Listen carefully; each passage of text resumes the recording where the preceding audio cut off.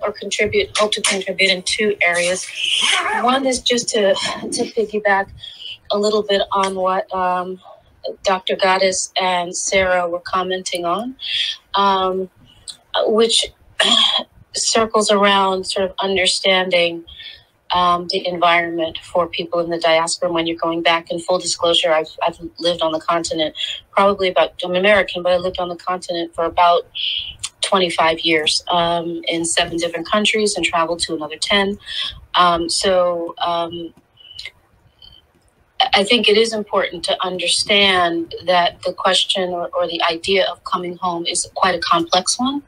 And people view that in many different ways. So I really appreciated Dr. Gaddis's nod to people understanding that this, I think she framed it as the notion of home is different for different people. And I think that's important to recognize when we're talking in these kinds of conversations,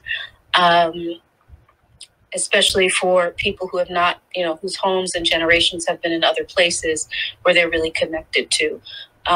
So I just wanted to put that out there. And understanding community, there was another gentleman, I forgot who commented on, the issues related to large populations that may not have access to certain things, who are dealing with, the daily needs and what that means and how that fits into these larger conversations.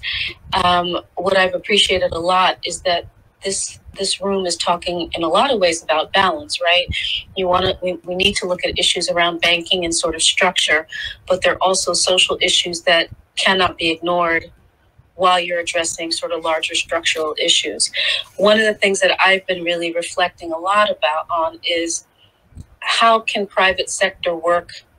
How can private sector work? I mean, yes, there are issues around banking and what have you. And I have seen things, even the UN, talking about how to really have a better grasp on money going in through remittances and, controls being put on that, which has its downsizes. But how can private sector work despite, and how can we really begin to highlight how well private sector is working despite all of these challenges? We see other groups of people who are able to function and sort of bring their social group or their cultural group to another level and help one another despite some of the same challenges. And for me, that is what I've been really thinking a lot about.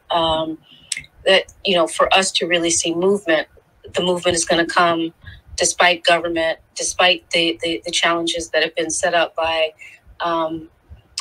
countries like France when they, and Europe, different European countries when decolonization or so-called decolonization came. There are a lot of structures there that have made it almost impossible for there to be movement. But despite that, what can be done? Because once there is a certain strength, whether it's through these banks or having more control over, I'll just say the cotton industry, etc. You're in a better position to begin to bargain. So for me, that is what I've really been thinking of, and it's what I want to add. That I think understanding the environment is important.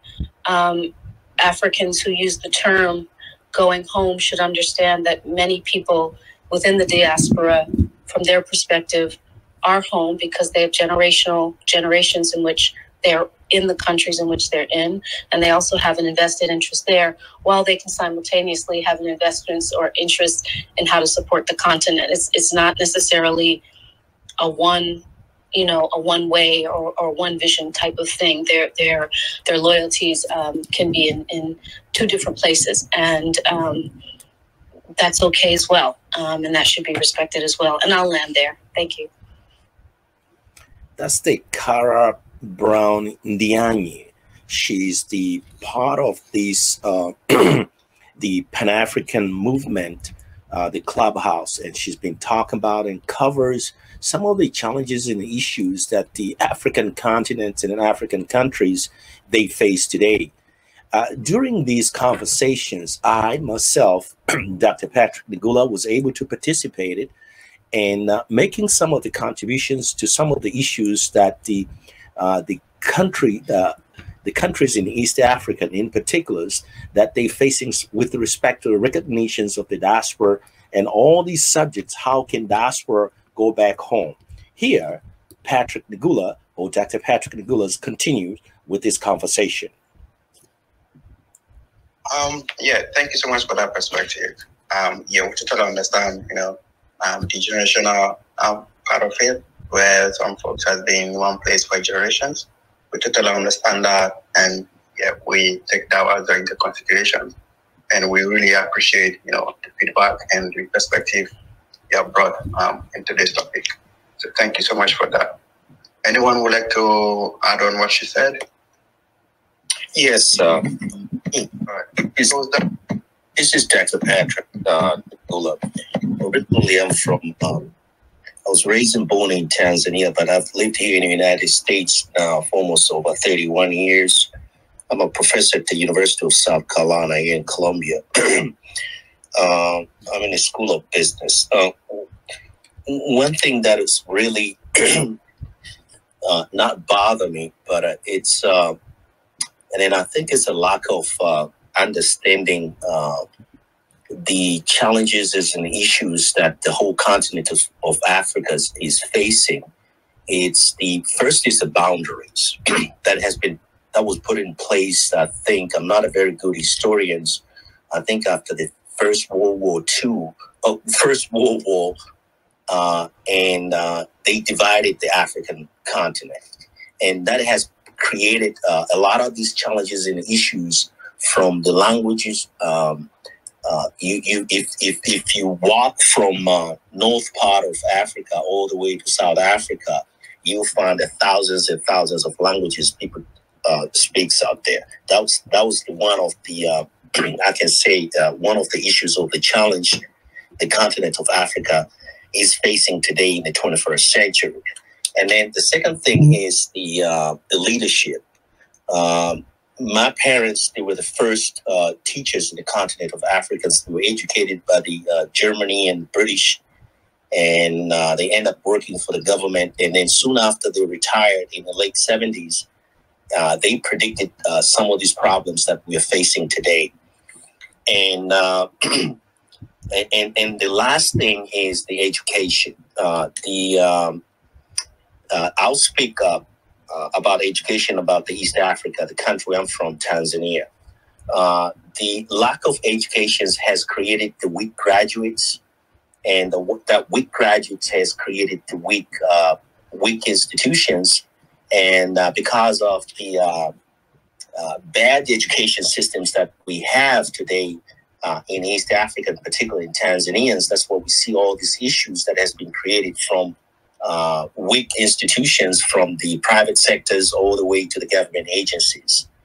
So in short, let me finish this. I think if the diasporas decide to moving back to Africa, they need to take into considerations a lot of things such as the education, healthcare, and even the government itself, because they are not very well organized.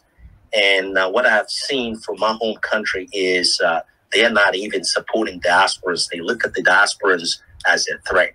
Thank you for taking your time and listening to me.